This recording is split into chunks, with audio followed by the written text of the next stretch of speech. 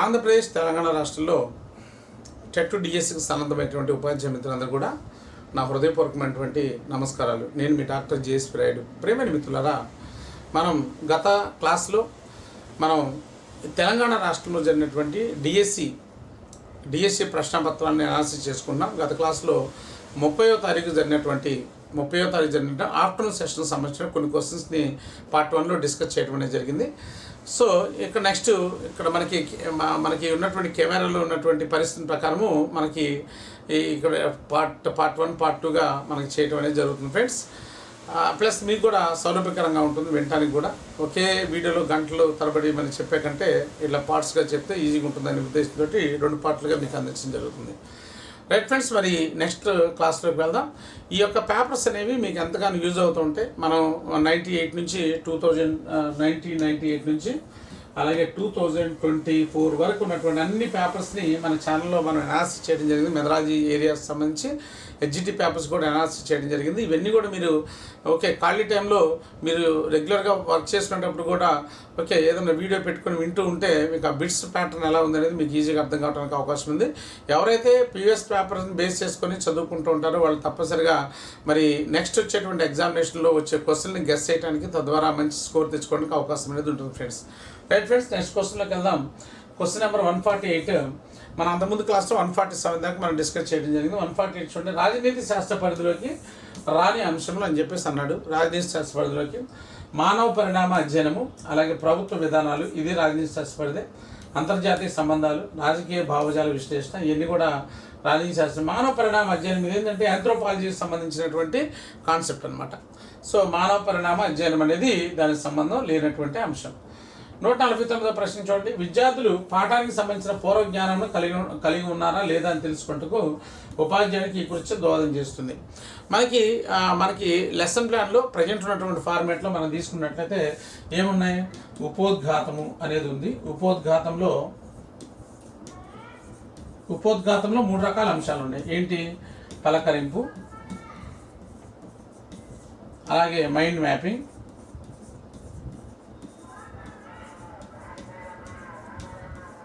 Mapping, అలాగే శీర్షిక ప్రకటన అనేటువంటి 3 రకాల అంశాలు ఉన్నాయి.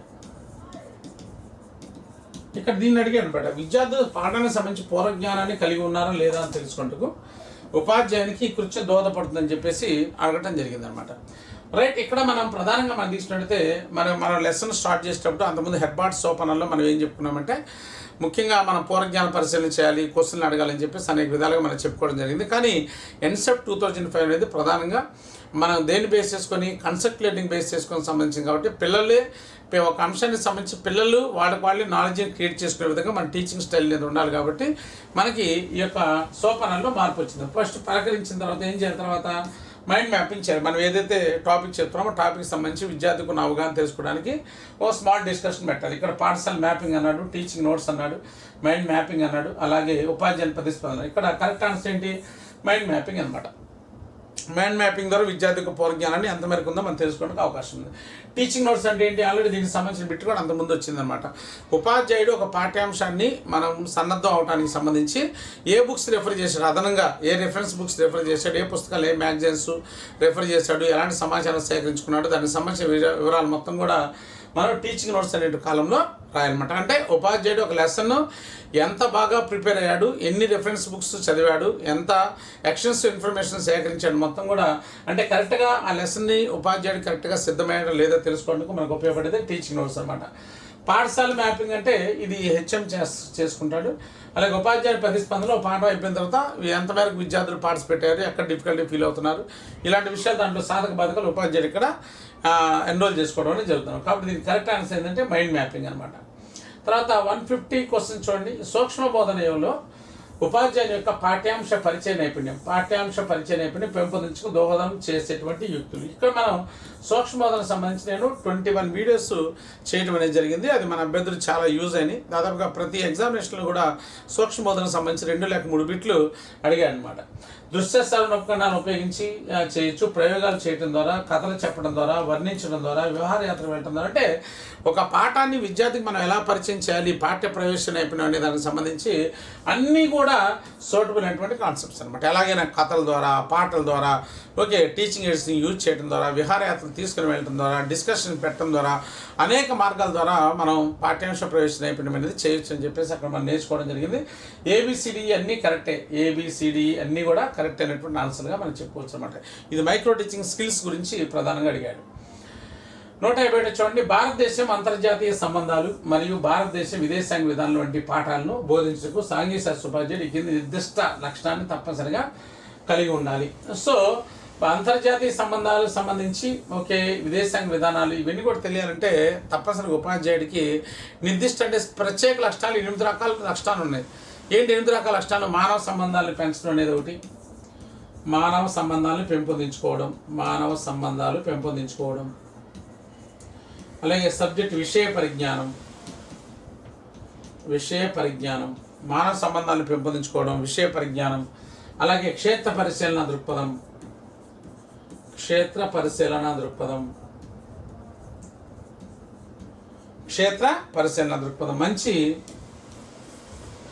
మంచి విషయ జ్ఞానం ఉండాలి.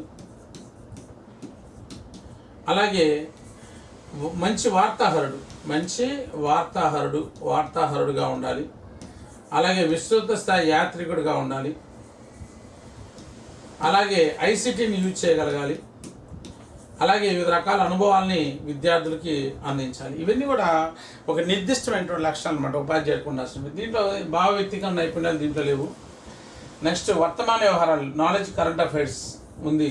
అదే మంచి వార్తాహరుడు అని చెప్పేసి అన్నాం కదా, ఇవన్నీ కూడా ఇతర విషయాలకు సంబంధించినటువంటి పరిజ్ఞానం. నెక్స్ట్ అలాగే భారత రాజ్యాంగం గురించినటువంటి పరిజ్ఞానం. సో కాబట్టి ఇక్కడ మనకి వర్తమాన వ్యవహారాల పట్ల పరిజ్ఞానం అనేది ఉండాలి. ఏంటి? అంతర్జాతీయ సంబంధాలు, భారతదేశ విదేశాంగ విధానాలు ఇవన్నీ కూడా బోధించాలంటే ఈ అంశాలకు సంబంధించిన పరిజ్ఞానం అనేది ఉపాధ్యాయుడికి ఉండాలి. 152 తీసుకుంటే list A and list B, ఈ సామాజిక వనరులకు సంబంధించి కింద వాటిలో లిస్ట్ ఏ లిస్ట్ బితో జతపరచమన్నాడు. ఇది సామాజిక వనరులకు సంబంధించి ప్రతిసారి ఎగ్జామినేషన్లో బిట్ అడుగుతున్నాడు అని చెప్పేసి మనం చెప్పుకోవడం జరిగింది. పూర్వ విద్యార్థుల అసోసియేషన్ ఏర్పాటు చేయడం, కమ్యూనిటీ సర్వే, పాఠశాల ప్రయోగశాల, కళాధామ అని చెప్పేసి అన్నాడు. పూర్వ విద్యార్థుల అసోసియేషన్ ఏర్పాటు చేయడం, ఇక్కడేమో సంస్కృతి సాంప్రదాయాలకు చెందినటువంటి నిజ వస్తువులు, కళాధామానికి సంబంధించినవి.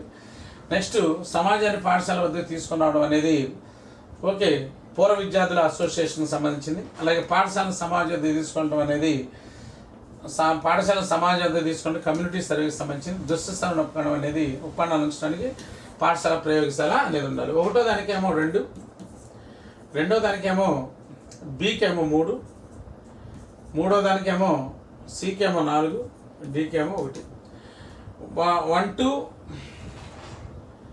రెండో దానికి వచ్చేటికి ఈ కమ్యూనిటీ సర్వీస్ సంబంధించి రెండో దానికి 3 అనమాట. 2, 3, 4, 1 చూడండి. 2, 3, 4, 1 అనమాట. ఇది సమాజాన్ని పాఠశాల వద్ద తీసుకురావడం, పాఠశాలను సమాజ వద్ద తీసుకురావడం, 2 రకాల అంశాల ద్వారా సామాజిక వనరులు వాటిని మనము ఉపయోగించుకోవచ్చు అనమాట. 153వ ప్రశ్న అండి. సాంఘిక శాస్త్ర పేటికలో ఉండవలసిన వస్తువులు. ఈ పేటిక గురించి కూడా మనం డిస్కస్ చేసుకోవడం జరిగింది. ఈ పేటిక అనేది దీంట్లో ముఖ్యంగా 16 రకాల వస్తువులు అనేవి ఉంటాయి. దీంట్లో మెజరింగ్ టేపు, దిక్సూచి, కట్లాసు, గ్లోబ్, వివిధ రకాల ఓకే వర్షమాపని, ఉష్ణమాపని, ఓకే దిక్సూచి అన్నీ కూడా దీంట్లో ఉంటాయి అనమాట. అన్నీ కూడా ఉన్నాయి. ABCDF అన్నీ కూడా దీనికి సంబంధించింది. అదే ఇవే కాకుండా 16 రకాల వస్తువులు అనేవి ఈ యొక్క సాంఘిక శాస్త్ర పేటికలో ఉండటం అనేది జరిగిందనమాట. నెక్స్ట్ 154వ ప్రశ్న చూడండి. లిస్ట్ ఏని లిస్ట్ బితో జత చేయమన్నాడు. ఇక్కడ ఇది కూడా టీచింగ్ ఎయిడ్స్ సంబంధించినటువంటి బిట్ అనమాట. త్రిమితి ఉపకరణం, కృత్యోపకరణం, ప్రక్షేపక ఉపకరణం, గ్రాఫిక్ ఉపకరణం. నేను ఈ టీచింగ్ ఎయిడ్స్ అనేటువంటి పాఠం చెప్పేటప్పుడు కూడా అనేక సందర్భాల్లో మీకు తెలియజేయడం జరిగింది. టీచింగ్ ఎయిడ్స్ నుంచి తప్పనిసరిగా మనకు బిట్ అనేది అడుగుతూ ఉంటాడని చెప్పేసి మీకు చెప్పడం జరిగింది అనమాట. దాంట్లో నుంచి అడిగాడు చూడండి. ఇక్కడ కృత్యోపకరణలు, క్షేత్ర పర్యటనలు, అలాగే స్లైడ్స్ అనేవి ప్రక్షేపక ఉపకరణాలు, అలాగే మ్యాప్స్ అనేవి గ్రాఫిక్ ఉపకరణాలు, నమూనాలు అనేవి త్రిమితి ఉపకరణాలు. ఇవి టీచింగ్ ఎయిడ్స్ సంబంధించినటువంటి బిట్ అనమాట. అంటే ఏకి 4, అలాగే బికి 1, సికి 2, డికి 3 అనమాట. 4, 1, 2, 3 చూడండి. 4, 1, 2, 3 ఏ అనేది కరెక్ట్ అంశంగా ఉందన్నమాట. టీచింగ్ ఎయిడ్స్ సంబంధించిన బిట్ అది. 153 చూడండి. భారతదేశంలో ఇది సమకాలీన సమస్య కాదు, సమకాలీన సమస్య కాదు. So this is not the contemporary social issue in India. సో బాల హక్కులకి ఈ రోజుల్లో కరెంట్ ఇష్యూ ఏంటంటే బాల హక్కుల సంరక్షణ లేదనమాట. బాల హక్కులకి పరిరక్షణ అనేది లేదు. బాల హక్కుల అనేక చోట్ల వైలేషన్ కాబడుతున్నాయి. అలాగే కుటుంబ పెరుగుదల మరియు సంరక్షణ అని చెప్పేసి అంటున్నాడు. అలాగే జనాభా పెరుగుదల అనేది ఒకటి. ఓకే, ప్రాంతీయ కుటుంబ పెరుగుదల అన్నాడు. కుటుంబ పెరుగుదల సంరక్షణ అనేది లేదు. జనాభా పెరుగుదల ఉంది కానీ కుటుంబ పెరుగుదల అనేది లేదు. ఇక్కడ ఆల్రెడీ జనాభా పెరుగుదల ఇచ్చారు కాబట్టి సో ఆన్సర్ కుటుంబ పెరుగుదల సంరక్షణ అనేది సమస్య కాదు. కుటుంబాన్ని సంరక్షించుకోవడం అనేది సమస్యలు అవుతుంది. సో సమస్య కాదనమాట. నెక్స్ట్ 150 ప్రశ్న. ఈ కింది వాటిలో పరిశీలన పరీక్షలకు సంబంధించి వాటిని గుర్తించండి అని చెప్పేసి అన్నాడు. ఇక్కడ క్వశ్చన్ అనేది సరిగా లేకపోవడం వల్ల ఇవన్నీ కూడా శోధన సూచికలు, నిర్ధారణ పరిపూర్తి ఇవన్నీ కూడా దీనికి ఇక్కడ మనకి for this question dispensary is found in the question and answer full marks is being to be awarded to all candidates అని చెప్పేసి ఇక్కడ కామన్గా అందరికీ మార్క్స్ ఇవ్వడం అనేది జరిగింది. 157వ ప్రశ్న చూడండి. ఉపాధ్యాయుడు విద్యార్థుల్లో పఠనం చదువుట అనే సామర్థ్యం ఖచ్చితంగా పరీక్షించదలిచినప్పుడు ఆ ప్రశ్నాపత్రము దేన్ని పరీక్షిస్తున్నామో దాన్నే పరీక్షిస్తే దాన్ని సప్రమాణత అని చెప్పేసి అంటారు అనమాట. దేని పరిస్థితి విశ్వసనీయత, విద్యార్థికి ఎన్నిసార్లు నిర్వహించినా ఒకే మార్కులు రావాలి. విషయనిష్టత, ఆబ్జెక్టివిటీ, ఉపాధ్యాయుడు ఎన్నిసార్లు దిద్దినా ఒకే మార్కులు రావాలి. సప్రమాణత, దేన్ని పరీక్షించాలో దాన్ని పరీక్షిస్తే దాన్ని సప్రమాణత అని చెప్పేసి అంటాం. లోప నిర్ధారణం అనమాట. డయాగ్నోస్టిసిటీ, లోప నిర్ధారత, లోపాన్ని నిర్ధారణ లోపాలని తెలుసుకోవడానికి మనం టెస్ట్ పెడితే లోప నిర్ధారత అని చెప్పేసి అంటాం. ఇది సప్రమాణత. దేన్ని అసెస్ చేయాలో దాన్ని అసెస్ చేయాలి. క్వాలిటీ సబ్జెక్ట్ టెస్ట్లో మనం డిస్కస్ చేయడం జరిగింది దాని గురించి కూడా. 158 చూడండి. ఈ కింది వాటిలో సాంఘిక శాస్త్ర సహచర్య అంటే కొలాబరేటివ్ అభ్యాసం సంబంధించి అవకాశం కల్పించే ప్రక్రియలో సరైన వాటిని కొలాబరేటివ్ లెర్నింగ్ సంబంధించి చాలా అంశాలు మనం న్యూ టెక్స్ట్ బుక్లో నుంచి ఇవ్వడం జరిగింది. ప్రశ్నించడము, చర్చించడము, మేధోమథనము, పరిశీలించడము, ఓకే, భాగస్వాములు కావడం, ఇవన్నీ కూడా కొలాబరేటివ్ లెర్నింగ్ ప్రధాన అంశాలు. విద్యార్థులు ఒకరికొకరు కలిసి భాగస్వామ్యంగా నేర్చుకునేటువంటి విధానాల్లో ఇవన్నీ కూడా ఉన్నాయి. సో కాబట్టి ABCDF అనేది కూడా కరెక్ట్. అన్నీ కూడా ABCD అనేది అన్నీ కూడా కరెక్ట్ ఆన్సర్లే. 159 చూడండి. ఈ కింది వాటిలో అనేక సాంఘిక శాస్త్ర అధ్యయనాలు విద్యా కార్యక్రమం లేదు. ఇది అనేక సాంఘిక శాస్త్ర విద్య అని చెప్పేసి non formal social studies education అని చెప్పేసి దాంట్లో లైబ్రరీలు, సాంఘిక శాస్త్ర క్లబ్లు, మోడల్ పార్లమెంటు, శాసనసభ, ఓకే, వర్తమాన వ్యవహారాలు, ఈ విషయాల గురించి ప్రధానంగా ఇక్కడ ఇవ్వడం జరిగింది. ఇక్కడ సాంఘిక శాస్త్ర క్లబ్ల గురించి, నమూనా పార్లమెంట్ గురించి ఇచ్చారు. అలాగే క్షేత్రపేటలు ఇచ్చారు. జట్టు బోధన అంటే దాంట్లో లేదనమాట. ఇది బోధనా పద్ధతులకు సంబంధించినటువంటి బిట్. అంటే ఎవరైతే మెథడాలజీని కొద్దిగా డెప్త్గా బాగా చదువుకొని ఒక అవగాహన తెచ్చుకుంటారో ఇలాంటివన్నీ కూడా బిట్స్ ఈజీగా పెట్టడానికి అవకాశం అనేది ఉందన్నమాట. అలాగే చివరి క్వశ్చన్గా తీసుకుందాం. విద్యార్థి నూతన అంశములను నేర్చుకోవడానికి, అవగాహన చేసుకోవడానికి ఈ నియోజనం అతనికి తోడ్పాటుని అందిస్తుంది. నియోజనాలు ప్రధానంగా 4 రకాలుగా ఉన్నాయన్నమాట. విద్యార్థి నూతన అంశాలని విద్యార్థి నేర్చుకునే విధంగా చేయాలంటే అది ప్రిపరేటరీ అసైన్మెంట్స్ అనేవి ఇవ్వాలి. అంటే విద్యార్థులు పాఠం పట్ల సన్నద్ధ కావడానికి సంబంధించి నూతన అంశాలు తెలుసుకోవడానికి ఈ నియోజనాలు ఉపయోగపడుతూ ఉంటాయి. అధ్యయన నియోజనాలు, స్టడీ అసైన్మెంట్స్, పునర్విమర్శ నియోజనాలు, సవరణాత్మక నియోజనాలు, సన్నాహక ప్రిపరేటరీ అసైన్మెంట్స్ అన్నమాట. విద్యార్థులు బలాలు బలం తీసుకొని చేసే అసైన్మెంట్స్ని సవరణాత్మక నియోజనాలు అని చెప్పేసి అంటాం.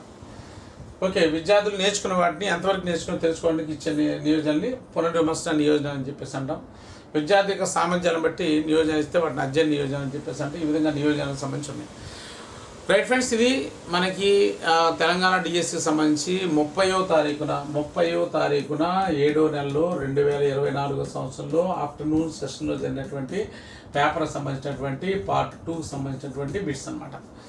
మనము తెలంగాణ డిఎస్ సంబంధించినటువంటి 4 సెషన్స్లో మన ఎగ్జామినేషన్ జరిగింది. ఆ 4 సెషన్స్లో ఇప్పటికి 3 సెషన్స్ అయిపోయినాయి. ఇంకా ఆగస్టు 1వ తారీఖు జరిగినటువంటి ఆ పేపర్ అనాలిసిస్ చేసుకుంటే ఈ 4 పేపర్లు కంప్లీట్ అయిపోతాయి. ఈ పేపర్స్ మనకి ఏం తెలియజేస్తున్నాయంటే మనకి ఎగ్జామినేషన్ ప్యాటర్న్ ఎలా రావడానికి అవకాశం ఉంది, క్వశ్చన్స్ ఎలా అడుగుతున్నారు అనే దానికి సంబంధించి ఒక అవగాహన కల్పించడానికి ఈ పేపర్స్ ఉపయోగపడతాయి. ముఖ్యంగా అభ్యర్థులు ఈ యొక్క క్వశ్చన్స్ చేయాలంటే తప్పనిసరిగా 2014 ఎడిషన్ అలాగే 2016 ఎడిషన్ 2014 ఎడిషన్ తీసుకోవాలి. 2016 ఎడిషన్ ఈ 2 బుక్స్ అనేవి తప్పనిసరిగా మన దగ్గర ఉండాలి. వీటితో పాటుగా ఎస్కే మంగల్ అండ్ ఉమా మంగల్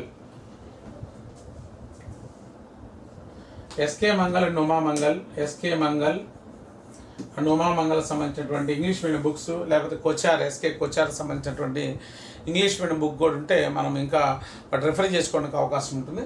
ఇంక ఇవన్నీ మీరు చదివే టైం ఉంది కాబట్టి వాటిని మేమే స్టడీ చేసి మీకు అందుబాటులో క్లాసెస్ ఇవ్వడం జరుగుతుంది. మనకి ఎవరిని మెథడాలజీ సంబంధించి ఇంకా క్లాసెస్ బాగా నేర్చుకోవాలి, మెథడాలజీ సబ్జెక్ట్ బాగా రావాలి, మంచి మార్క్స్ తెచ్చుకోవాలి, మంచి గైడెన్స్ ఉండాలని చెప్పేసి అంటే మీరు ప్లేస్టోర్లో ఆచార్య ఎస్ఎస్ మెథడ్స్ అనేటువంటి యాప్ డౌన్లోడ్ చేసుకొని అందులో ఉన్నటువంటి క్లాసెస్ మీరు విన్నట్టయితే తప్పనిసరిగా మీరు మంచి స్కోర్ తెచ్చుకోవడానికి అవకాశం ఉందన్నమాట. మరి తెలంగాణ అభ్యర్థులు, ఆంధ్రప్రదేశ్ అభ్యర్థులు చాలామంది మన క్లాసెస్ విని సక్సెస్ సాధించి ఇప్పుడు స్కూల్ అసిస్టెంట్గా చాలామంది పనిచేస్తున్నారు. మరి ఆ యొక్క మార్గంలో మీరు కూడా ఉండాలంటే తప్పనిసరిగా క్లాసెస్ వినండి, మంచి సక్సెస్ సాధించండి. Thank you friends, thank you very much. మరి మరొక వీడియోలో ఇంకోసారి కలుద్దాం. Thank you.